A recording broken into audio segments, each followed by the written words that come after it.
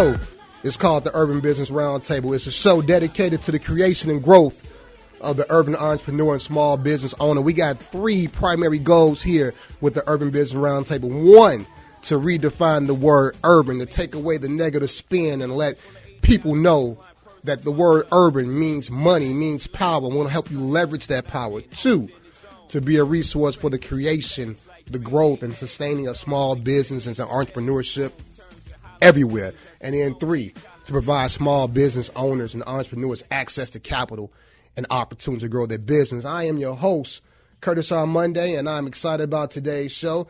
You know, in January 2020, Illinois will begin accepting cannabis license. Wow. Cannabis license applications for 75 adult use retail operations. And that cannabis market, that recreational cannabis market has an estimated value of $2 billion. And so we're going to help entrepreneurs and small business owners get an idea of what they can expect if they're looking to enter or expand their footprint. And so we have an Illinois licensing expert, CEO of Siva Enterprises, coming to join us to talk a little bit about that.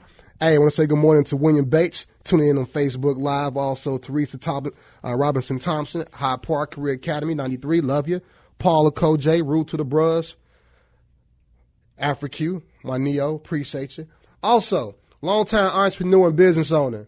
Been on the front lines for a long time. He's the president of Montgomery & Company, founder of the Technology Access television show, and also the business development coach. The Entrepreneur Success Program is the title of this program. Mr. Bruce Eric Montgomery is going to come in and join us. And so sit back, relax, let yourself go on this edition of the Urban Business Roundtable. First, got to get the thanks for thanks is due. I want to say thank you to God. Thank you for allowing me to be here one more time and praying always that the words of my mouth and the meditation of my heart finds acceptance in your sight. I want to say good morning to my team members of the Curtis R. Monday Insurance Agency. Shout out to the 4 individuals, business owners, entrepreneurs that called my agency this week and got their business insurance and their portfolio in the right direction. I appreciate you guys. 708-647-1005. Got my team in studio. My man on the ones and twos, Mighty Titus. What's up, man? Good morning. And it was funny since you mentioned your fraternity. I was just at the Stepper Show last night at the Harold Washington Coaches Center. Okay. And the Omega Snap. The bruh snap. One thing I can tell you about all the Greek fraternities and sororities, everybody yells steps. The bruhs hop. Rue. Sonia Levine. What's happening, Curtis Monday? Up twerking all night. Y'all got to see this fit. I'm going to make sure Troy get this on camera. Sonya been up. Look, Sonya got the hair rag on. She been twerking all night. I said, Sonya, man, you can't, man. Hey. Hey, you know there was twerking before it was stepping. Hey, I ain't mad at you. Sonya, did I ever tell you I don't like bonnets? You just did. I don't like bonnets, but I like hair rags. Well, mine is not actually a bonnet; it's a silk scarf. I can do silk scarves and hair rag. And the dirtier the hair rag, the better. Like I don't judge me. Don't judge me. I don't like the bonnets, but the hair rag, and again, the dirtier the better. Like it could be with the grease and stuff. Like I like it to the point that it's dirty and you wash it and it look like you got a whole brand new rag. Like you came in the house. I like that. That's on my bucket list. You want to date me, you got to have a hair rag. That hair rag do something. Hey, don't judge me. We grown. This grown folk business. I am not judging you. Okay. Hey, listen. Three things. Three things I'm really good in. I'm good about that money. I know about women in relationships, and I'm good about sports. I told y'all last week.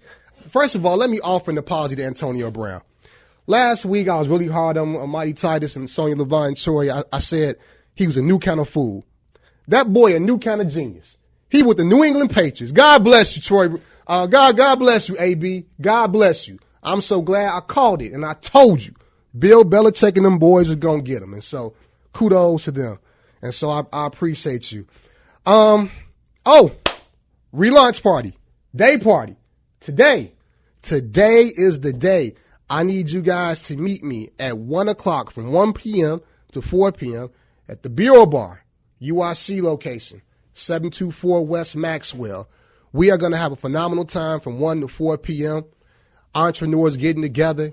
We have Emmy Award-winning journalists, creative and radio personality and social media personality Samantha Thomas co-hosting the event, and so I'm excited about that. Confession. I done told you about my head rags.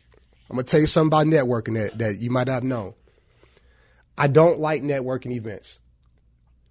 Now, I know you're like, how in the hell are you going to have a networking event today and you don't like networking? Let me be, okay, here's why I don't like networking events.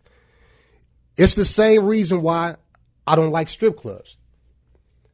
Them girls in the strip clubs don't like me for real, Sonya LaVon. They just trying to get a dance. They don't like me for real. They come there and like, hey, Kurt, they don't like me for real, like for real. So because I know they don't like me for real, it ain't authentic. Most times, historically, I don't like networking events because I thought or felt that it wasn't authentic. So, a person go to networking event and they just trying to, tell you what they want to tell you, and y'all exchange cards, and then when you call them, they treat you like your name is Buddy. Like, I call you and hello, Hop Curtis. Oh, hey, bud, like, it's real whack, right? I'm grown up, though. I've adjusted. And I talked to my one of my good confidants, JB. JB is really, really close to me, and I bounce ideas off her all the time, and was talking to her about, getting my mind right. And so when we thought about this event, one of the things is we want to make it truly authentic. So we tried to put as many authentic people in the room together at one time, so there can be a true sharing of resources. This is not by accident. This is by design. And so I'm not just talking about these things. I live these things. Again, I tell the story. I went to an event for a individual who has a business in South Holland, and she has a shop, and she showed me her video for an event, and I thought it was live. And I said, who did it for you? And she said, Troy. And now Troy's doing all our video stuff.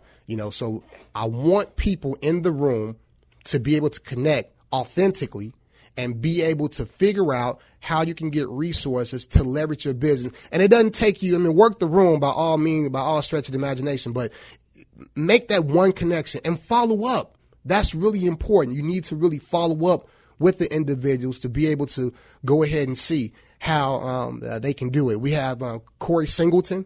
Corey Singleton, he's called the Money Man. He's a sponsor for the event today. Corey Singleton specializes in real estate investing. He helps individuals, real estate investors, get money for their projects. You need capital. Make sure you reach out to Corey Singleton. We got Kiana Barber, the CEO of WDB Marketing. She'll be in the house. She's great with marketing and branding. I worry the hell out of her all the time. You'll see a good-looking guy with the camera and with the video and camera. That's Troy. Take your business to the next level. He'll be able to put your business in the proper light as you get those marketing materials together. We got Austin Jarrett Law Firm, a husband-wife duo. They do awesome work. They help me with my real estate deals and also my estate planning. And we got the individual who putting it all together, and I really worry the hell out of her. Miss Allison Scrutchins, the CEO of Forward Planning, Inc. She's the event planner and very poised. Very, very, very, very poised. I met her at an event that one of my Impact colleagues, Jason Johnson, was hosting through the Urban League, and was on a panel discussion with Allison, and does great work. She does a festival on 79th Street, but just talented individuals, very talented individuals. This event is really, really important. Hey, here's what we also want to do. Okay. For this networking event. Okay. They need to see me. I need everybody's card. Just hand me your card. That's it. That's all. Come see Sonya LaVon. She's going to have a red and white scarf on her head. That's the one. Good-looking woman. But look for the red and white scarf and give her card. We need that card, right? We're going to make it real easy for you to find. That's important. Look, we having some fun this morning, but we put a lot of time and effort and energy in making this thing work. We've invested a lot of resources. The launch party is a goal to try to get like-minded individuals in the building together at one time, so we can figure out how we could pool resources together to further change or leverage our place in the marketplace, and then also to either A, get a place at the table, or B, create our own place. Because it's enough purchasing power in that room today that we can definitely do some things. I need you guys to go out to YouTube. We have been spending a lot of time here on the Urban Business Roundtable getting content together, and I've been worrying about the hell of my man Troy with all these different ideas, and the Urban Business Roundtable is the first thing that we'll use. And so I want you to visit my YouTube channel, do a search, Curtis R. Monday. You will see the first show from last week. I need you to click on that button and subscribe to it, right? And then also share it. Why is that important? That's important because I need to know that you're listening. Right? When you subscribe to it, that tells us that you are interested in the content and gives us an idea that we're going in the right direction so we can keep doing more of it. And we got a lot of great shows and great ideas lined up for you. And so we want to continue to put things out there. And if you like it, share it. Share the good news. Share it. Share it. Share it. So social media, Instagram, you can find me. Curtis Monday, on C Monday on Instagram, Curtis R. Monday on Twitter, Curtis Monday on Facebook, and now on YouTube, Curtis R. Monday. Go out there to the Urban Business Roundtable Show. Go up to my channel, subscribe, and share with a friend. We're going to take a break. When we come back on the other side, we're going to have my man Qua with the Patient Investor Report. Also, Bruce Eric Montgomery will be in the building. We're going to talk a little bit about cannabis and that $2 billion industry. You'll listen to Curtis R. Monday here on the Urban Business Roundtable. Curtis R. Monday, you can catch the Urban Business Roundtable live each week here on the Talk of Chicago, 1690 AM WVON, every Saturday from 9 a.m. to 10 a.m. You can also catch the condensed recap on Wednesdays at 8:30 a.m. and Thursdays at 6:05 p.m. We're going to go right now to Qua with our Patient Investor Report. It's Qua, your patient investor from Ariel Investments. Ariel's number to know is 74, and this number has to do with the rate that women invest versus men.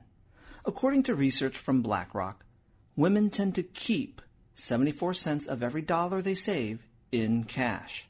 On the other hand, men tend to keep 61 cents of every dollar they save in cash. Now, when money's in cash, it's often in a savings account, which earns almost nothing. Instead of cash, this money could be invested in the stock market, which historically has outperformed savings accounts over the long term. So if women are keeping more of their money in cash than men, this means they aren't investing as much as men. And over time, this exacerbates the financial gap between women and men. In fact, women retire with nearly a third less money than men. But this is one area where we can make progress. We need to break down the traditional roles of delegating financial matters to men. We need more women to get involved and to invest. Women actually tend to be more responsible than men when it comes to money matters. Women are more likely than men to pay back loans. And women-led companies tend to outperform companies led by men. Beyonce was right. Who run the world? Well, I think the answer to that is clear. For more tips, visit ArielInvestments.com. And remember, slow and steady wins the race. Thanks, Qua, and thank you for this week's Patient Investor Report. Call me live at the studio. I want to hear from you.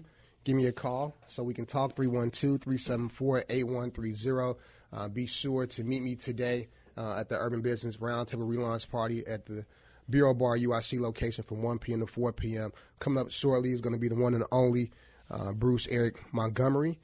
But joining us right now as we kind of go into some of our discussion, on January 1st, 2020, Illinois will start accepting cannabis license applications for 75 adult use retail operations. And this market has an expected $2 billion worth of money on the table. And so we need to figure out what can entrepreneurs and small business owners who are looking to enter or expand into this industry, what they need to be prepared for. And so we want to welcome to the conversation our expert here, Illinois cannabis licensing expert, Avis Bouillon of Siva Enterprises. Good morning to you. How you doing? Good morning. I'm great. How are you? I can't complain. Thank you for being a guest here on the Urban Business Roundtable. I was telling Troy, our videographer guy, that I like Las Vegas. I go to Vegas a lot, and I happened to stop at one of the dispensaries in Vegas just to look. You know, I wasn't using, I was just, don't judge. I was just looking. But nevertheless, though, I was in awe at some of these literally, I would call them cathedrals in terms of one stands out. I think it's called Planet 13, Troy. Like it's called Planet 13 in Las Vegas. I was in awe at the amount of detail and amount of money and revenue that they put into this facility, and had conversations with the owner or the manager about other plans to expand this. And so, Avis, this is a big deal. What do you think prompted Illinois to finally put their hat in the arena and open up this industry to the state? Well, actually, Illinois has had it on the books for a while, and this is going to be the second round of licensing. They did the first round back in 2015, and they licensed dispensaries and cultivation operations. What makes this round so significant is that for the first time, there's a big social equity component at the state level, and that's what's really going to separate this round of licensing for Illinois versus the first round, and also compared to any of the other state markets that have been open. So right now in Illinois, I believe there are 55, currently 55 dispensaries, right? Right, something like that. Okay. And so when the calendar turns, this number 75, is that to say that they're only allowing 70 or approving 75 applications for retail operations? It's going to be up to 75. And then the second round of right after they're done with retail, they're going to go into the cultivation and start licensing the cultivation operations. But first up is the retail operations. Okay. So just sheer math, I got to imagine that there are going to be thousands upon thousands of applicants looking for this opportunity, but only 75 are going to be approved. You have experience with helping individuals obtain their licensing. Help our listener audience who may be interested in going this way. What should they expect? How should they prepare? So preparing, there's just a lot of work that goes into it long before the application is submitted. The application process forces the companies to break down everything about their company and then restructure and rebuild it. The best way to go about it is don't think of the license as your business. Think of the license as authorizing an activity within your business. So it's really on the applicants to come up with a business concept, everything from their executive management team to their financing plan to their marketing, their community benefits plan, their security and compliance. And when the application comes out in October, what the application is intended to do is it tells you how the state wants you to organize your submission. So you basically put everything together, submit the application in January, and it usually takes several months for the state to evaluate them. They're going to score the different sections of the application, and based on your score, you're either going to win or you're not. But you have to go about it as no different than any other traditional business. You're dealing with the Schedule I drug, so there's some compliance stuff that you have to take into consideration, tax considerations, community benefits considerations, and compliance. But by and large, no different than any other traditional retail industry. So when I hear you say it, you said that very matter of factly, but I got to imagine that behind your very direct way of kind of giving that information, there are a lot of details and a lot of things that kind of go unnoticed. The 55 dispensaries that exist right now seem to have like a leg up because they're already operating in this world already, and they're expanding operations and doing different things. Is this a type of there's $2 billion of potential opportunity for this business, for this industry rather. Is this the type of industry that a person sitting at home saying, hey, you know what, I want to become an entrepreneur. Oh, I want to go, let me just go sell recreational cannabis. Is it more background work in terms of education requirements, capital? Like, what are the other things that people need to have before they even get the application to even start down that road? Compliance, understanding that the industry is in a transitional stage right now. So it's tough enough to get into business as an entrepreneur as it is. When you're dealing with the transitioning industry, you're dealing with a lot of regulatory changes happening as you're building your business. So you're building a plane while flying it. Right. Those are some of the more bigger hurdles to consider. What you set out, you put together the best business plan, the best market analysis, and just as you're about to launch or when you launch, the rules change on you. So that kind of forces you to have to pivot pretty quickly. And another thing is there are no uniform set of standards and regulations across the country because it's a Schedule I drug. So on one hand, you have cannabis that's scheduled as a Schedule I drug at a federal level. It's completely illegal. Then on the other side, you have different state regulations where it's tough enough to get into the business of it. But now when you start looking at different markets, now you have completely different set of regulations that you have to comply with. Sure. One thing, Titus, on the listeners on Facebook Live said they can't hear the audio in the studio. I don't know if there's anything we could do with it. So we're going to work on it. If you can't hear it live in the studio, be sure to we'll repost it on the YouTube channel. But they're saying that the volume, they can't hear the listener really well. So you were able to help people win licensing in Nevada, Illinois, Maryland, and California. I got to imagine that every state is a little bit different in respect to the guidelines, or was it uniformity across all the states? No, it's very different. You have to understand the business culture in all the different markets, what the business opportunities are in the different markets. The first state that did this was Massachusetts. We had the highest score in Massachusetts, and we were the only group that got the maximum 3 out of 3 out there. But then the Massachusetts market was very different. It's a nonprofit model out there. You look at a New York model. New York only licensed 5 operations. So each license holder would get 4 dispensaries, satellite dispensaries, and unlimited cultivation manufacturing. So in essence, you have 20 dispensaries in the entire state of New York controlled by 5 organizations. But based on the regulations out there, it is ridiculously medical in nature. So you're not going to see the same product offerings out there that you're going to see, for instance, in California. Illinois, being the Midwest, being more of a logistical hub, long term, you're probably going to see it structured more of a distribution hub, logistics hub for the entire country once you have federal rescheduling. But Illinois, the first go-around when they licensed it, of all the states that have come online, Illinois was probably one of the slower ones to come online. Usually, whenever a state does come online, your market size is a combination of what the qualifying conditions are for medical, how quickly do the doctors get comfortable with the process to write the recommendations for the patients to qualify for a purchase, how quickly can the businesses set up, considering how much time has lapsed between the first round and this round, and the fact that a lot of these businesses that were established in the first go-around, they've kind of reached out and they've turned into multi-state operators, and now they're coming back for a second round. And this one being adult use, basically anyone over the age of 21 becomes a potential customer. Sure. So that's those are some of the differences between first round, this round, some of the market opportunities. Long term, I think Illinois is going to be one of the better markets out there, and logistically, it's probably going to be a pretty phenomenal market. So when individuals who are interested in getting into this industry contact you, what should they have already prepared? Should they have a business plan ready?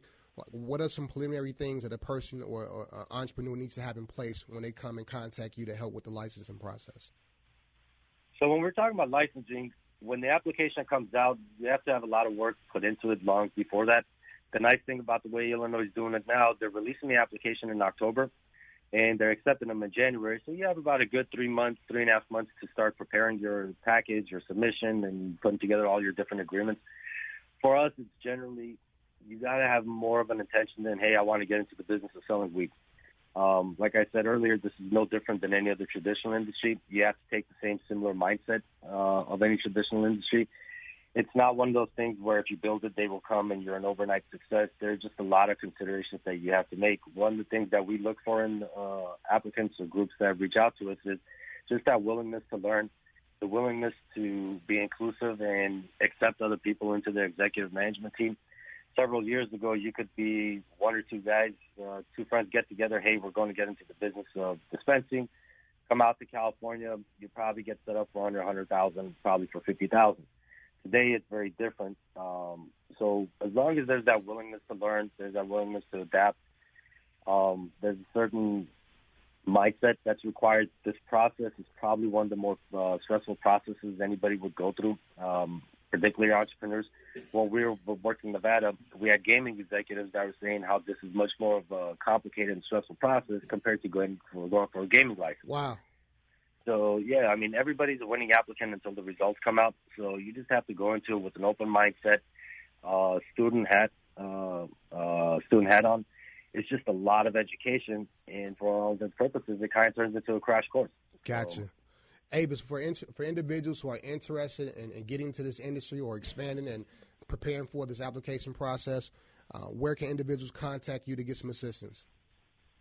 Sure. So our website is www.sivallc.com, SIVALLC.com, and our Instagram and social media handles are Siva Knows Best. Absolutely. We appreciate you, and thank you again for being our guest today in the Urban Business Roundtable. Appreciate it. Thank you very much. All right, sir. Great information. You get your ducks in a row. It's a lot of money on the table. When we come back, we're going to have the one and only longtime entrepreneur, Mr. Bruce Eric Montgomery, here on the Urban Business Roundtable. Paula Koje, Crystal Anthony says she wants to get into cannabis, learn more about cannabis. So hopefully you heard the CEO of SIVA, SIVA Enterprises. I want to welcome my guests in studio. If you're in the Chicagoland area, you've seen him. If you're in business, you have had to see him. He's widely recognized and an active contributor to Chicago's business, technology, and cultural communities. He's the founder and president of Montgomery & Company, which is a digital media, information, and communication technology company. He's also the founder, executive producer, and host of Technology Access Television, which is Chicago's longest-running weekly TV news show covering technology and innovation. And he's also the founder he's also a business development coach and also the founder of the Entrepreneur Success Program. I want to say good morning to the one and only Mr. Bruce Eric Montgomery. Good morning, Mr. Montgomery. How you doing? Good morning, Curtis. Glad to be here. Absolutely. Glad to have you. And again, there with social media, you have social media in place and you have so many different friends, but there's certain individuals that always pop up that you see them on social media, but you never had an opportunity to meet them, but you're like a fan of their work from afar. And Mr. Montgomery falls into that category with me. I hadn't had the pleasure. This is the first time I had the pleasure of actually meeting him live, but I've kind of seen him over the years come across my feed with various things. So hats off to you. Tell our listening audience, Mr. Montgomery, how did you first get caught with the entrepreneurial bug? I think it was being in an entrepreneurial family. I come from what I say is a third-generation entrepreneurial experience, probably longer for all I know. My grandfather was a farmer down in Arkansas. Sure. Grew rice and beans and other kinds of things. When living here in Chicago, we used to always get shipments of boxes of Riceland rice and Uncle Ben's and all kinds of pecans and all kinds of stuff in a box. It was really wonderful. And my father, in turn, was an entrepreneur here in Chicago on Chicago's Great West Side. One of the first African-Americans in the laundromat business. One of the first African-Americans to have a laundromat on Madison Street. Later had a dry cleaner. So I grew up around entrepreneurship. My mother also, in fact, I really didn't know how entrepreneurial my mother was until much later in life. Yeah. But obviously she helped my pops do everything. But she was a wonderful accountant and bookkeeper and finance expert, one of the first African-Americans to graduate from the Kellogg School at Northwestern. And all I knew was growing up on my kitchen table, it was adding machines. I used to play with my mother's ad machine, cranking it and pressing the numbers and all that kind of stuff. And she was doing taxes and knew everybody. And so it was just being in that experience with family and then helping my pops, go to the laundromat, go to the dry cleaner, pressing clothes. I was working the pressing machine. I was taking change out of the dryers and the washing machines and having a pocket full of quarters and then being chased down the street because I had a pocket full of quarters in my that was kind of growing up. But also, I think the black community historically was always a very entrepreneurial community. And it's kind of a shame that we don't see the entrepreneurs in the community like we used to. Yeah. When our community was tight on the west side and tight on the south side and Cottage Grove and the main streets that people used to run on, you saw business people up and down the street all the time. Yeah. And the people we lived in a much tighter community. Not everybody's all spread out, suburbs and all this kind of thing. It's not the intensity of entrepreneurship that I remember growing up. And see, I have a theory about that. And again, I was born in 75, so I wasn't around during the height of racism and segregation as maybe some of my predecessors might have been. But I kind of feel that in that environment that it was incumbent upon us as a community to band together because we had so many outward forces against us. And so the family structure and the small business community within our own community had to be like a cornerstone in order to our survival. But now, as you said, it's all spread out. It's still racism, but not as outwardly as it once was before during that era. And so now it's like we kind of lost some level of connectivity. Well, in my activity with my current thing, just a few months ago, I started an activity called the Entrepreneur Success Program, and I've been teaching kind of business and entrepreneurship really as a passion. I became a SCORE counselor with Small Business Administration. A friend of mine talked me into doing that about 10 years ago. I started teaching marketing at SCORE every month for 10 years. I did some work at the Urban League also with coaching and mentoring entrepreneurs. And I just really all of a sudden said, wait a minute, somebody has to bring this spirit of entrepreneurship back to our community. Somebody has to connect us that we become really committed to this activity, not individually, because I see a lot of people that come and they want to start businesses and they show up at my workshop and I said, where's your team? And they said, oh, it's just me.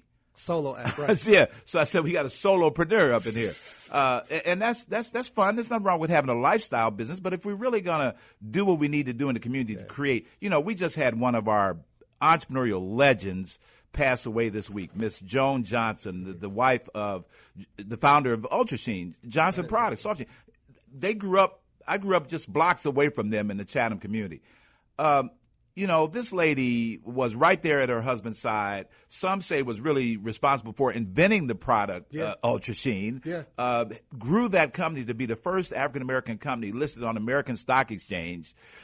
Divorced her husband, got back with her husband, and now her son, Eric, is the CEO of Baldwin and Richardson Foods, $200-300 million business, one of the greatest success stories. So, again, we've got to start to reclaim our entrepreneurial heritage. We've got to know our history. We've got to know some of these folks. But more importantly, we've got to come together as families, as teams, as communities. And when I look at a Curtis Monday's success, I can't say, oh, well, that's his success. That's our success. Yeah. You're in the insurance industry. Yeah. This is one of the industries that is a linchpin of wealth creation. How are you going to have any kind of wealth without insurance? We don't have any insurance. Yeah. And I tell individuals all the time that small business owners are the biggest employers of the labor market within the country. And as an African-American small business owner, who am I going to hire? I'm probably going to hire people who look like me, et cetera, right? Exactly. And what could your business be by yourself? No, nowhere. So what we've got to do is get off of this. I think because of our dependence on media and on personality and on popularity, we think, well, I got 1,000 followers, I'm good to go. Well, you ain't good to do nothing. You need to get yourself a mentor. You need to be in lifelong learning. You need to get you some credentials. And obviously, if you're in business, you recognize, well, if it's not on paper, it doesn't count. Exactly. So if I don't have a contract, I ain't talking about nothing. So where's my lawyer? If it's not on paper with numbers, it doesn't count. So where's my accountant? Where's my CPA? If it's not on paper with the bank, what are you going to do? You run an all-cash business or something? You don't have any kind of financing or something? So that means at least at the outset, you need an attorney, you need a CPA, you need a banking relationship, and then you need people in these other disciplines. So even if you are a solopreneur, you're not a serious solopreneur if you don't have a squad, and that squad are other professionals who can come get the job done. That's right. We got about 3 more minutes, but I want you to tell us about the Entrepreneur Success Program. Well, I started this Entrepreneur Success Program to really fine-tune this process of cranking out the business success. It's not only coming into this program and taking a 12-week program and creating a business plan and giving a Shark Tank-like pitch and raising some capital from sources to get your business going. It's also to become part of a community. So for the last 3 years, I've been teaching entrepreneurship based out of Inglewood, ran a program called Operation Hope in the Inglewood community, trained about 175 entrepreneurs that ended up with business plans and businesses and getting access to capital from banks and financial institutions. And now I want to take it to the next level with this Entrepreneur Success Program. So it's really to be ensconced in the community, to bring a myriad of resources from graduate business school programs. In fact, Inglewood is going to be celebrating just later this month.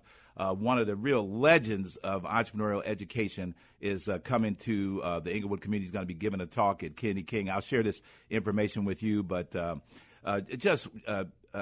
just wonderful things are happening in our community, but we don't talk enough about business and about connecting people to business. So the Entrepreneur Success Program is designed to be that real entrepreneur hub, the go-to place for people in business and thinking about business, not only to learn the ropes and to get the skills and end up with the documents and things they need, but to meet and be able to collaborate with other entrepreneurs. So somebody actually, one of the real challenges, and part of the reason I started this, is I felt Chicago had gone too far down the rabbit hole of I got mine, you get yours. Oh, man. And I said, you know what? That the bus got to stop with me. That's got to be over. Somebody has to be able to come to somebody and say, "Look, I've been in your shoes.